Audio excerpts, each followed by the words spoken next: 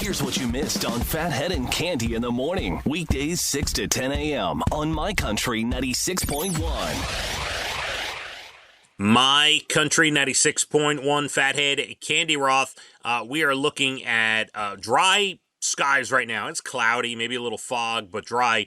Rain heavy at times starting this afternoon, 1, 2 o'clock, and going throughout most of the evening past dinner time. We will be up in the 50s, though. Cande? I like that part of the story, absolutely.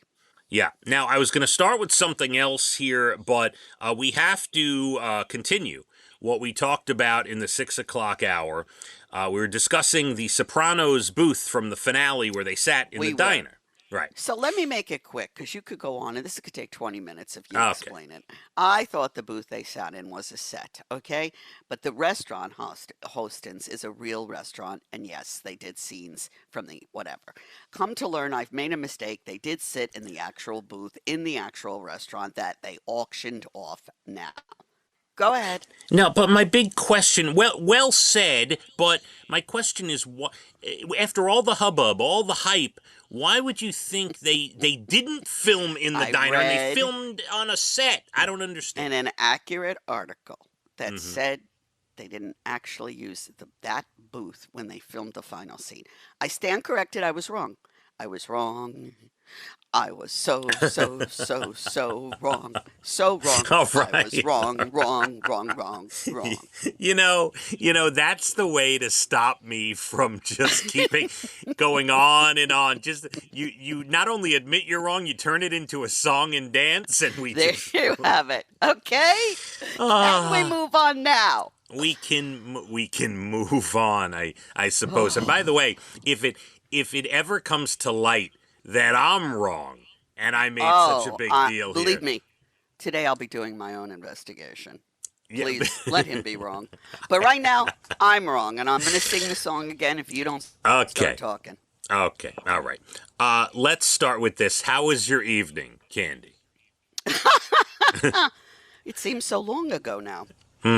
It was fine. Uneventful. I just felt like, you ever want to just go to bed but not really sleep, just watch TV for a little while in bed and then fall asleep? Sure. That was my night last night. All right. What did you watch? What'd you watch yesterday? I don't even know. I was going to watch the movie you suggested, the Adam Sandler movie. I didn't get to it. I'm really going to try to do that today. I was just flipping through.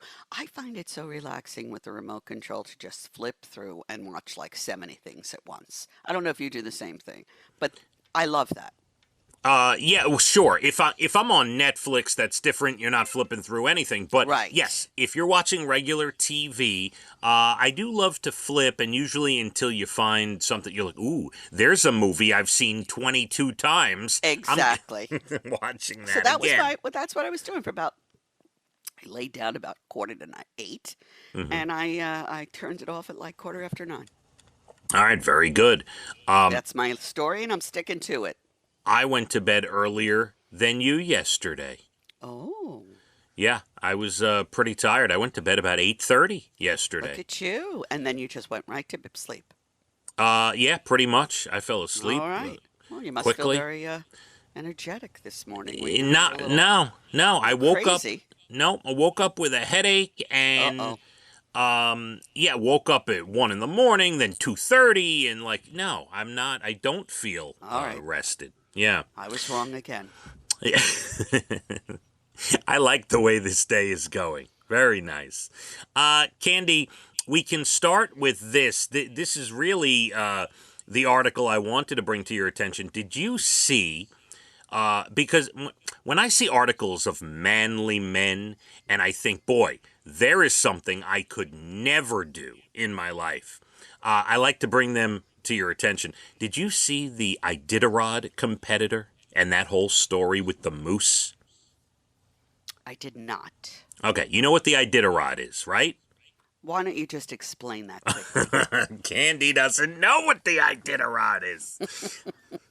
The Iditarod is a race through Alaska on the snow and the ice with the dogs and the sleds. Yes. It's all coming back to me now.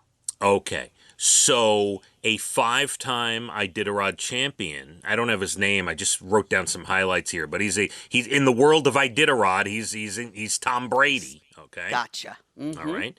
He came across a giant moose on the trail that got entangled with some of his dogs.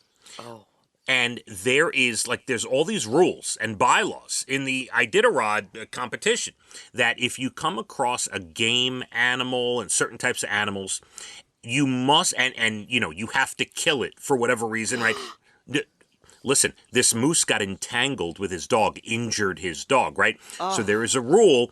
You can kill it, but then you have to gut it and all these things. So he gets into the checkpoint. The race is in stages. He reaches the next checkpoint, and he tells the officials, a moose got entangled with my dog. Here's my dog. We need to get it to a vet. I killed the moose with a handgun. I gutted it for the meat or whatever. There's certain things you have to do, right? Mm-hmm. And then other competitors who come across this have to report it as well. And the next couple of competitors reported it. And I'm just reading this article, and I'm like, this guy's alone on the ice in the dark at 2 a.m, gutting a moose. He's not alone. He's with his dogs. Yeah. I could only hope in my little pinky finger to have as much manliness as this person has. That's crazy. Yeah, it's pretty wild. Yeah. Excuse me, I have to stop the race for a few minutes. I have to gut this huge elk. Oh, can't even imagine. Moose. The next competitor would find me curled up in the corner, crying. I would just be like, what? That is not any competition that you're ever going to do with Yorkies. Can you imagine Yorkies competition with that sled? I don't see it. Oh my God, that's a great idea. Yeah, I don't see that happening. There should be like a fake little mini dog race in like a backyard, like a little Yorkie Iditarod. Yes. Now that would be cute. Yes. The only thing the groundhog might get in the way. Those groundhog. I'll have to gut a groundhog, Candy. Oh my God. I would want to see that, and I hate myself for saying so. Yeah, well, you know what? Then my family will find me curled up in the corner of the backyard crying. Where's Dad? Have you seen him? I see a groundhog on... Oh, there's Dad laying next to the ground. What happened? Yeah, the groundhog won, Candy. The groundhog won. I see that. Well, it's an interesting story. Good luck to them all, and especially I hope the dog's okay. Yeah. All right, we got a lot to get to. We're going to discuss Procrastination Week. Did you even know it's Procrastination Week this week? Every day of my life, there's a little bit of procrastination. Not going to lie. We'll delve. Also, the merging of 2 restaurant chains. We will get into that. We'll tell you about the story about the guy in Vegas and what he found under his covers at the Venetian Hotel. Oh, I'm scared. My father sent texts of an elephant that is his. He says my sister gifted him an elephant out in the wild, and he tracks it. I have to talk to you about this, Candy. You have to, because I did the same with Maeve and Jackie with a sea turtle. All right, we're going to discuss your Bald and the Beautiful Entertainment about 8:12. National Day's good news stories coming up later on in the 8 o'clock hour as well. We're going to be up in the 50s. Dry right now, but a lot of rain this afternoon. Let's hit the roads. My Country 96.1. Phathead and Cande in the morning, weekdays 6 to 10 a.m. on My Country 96.1.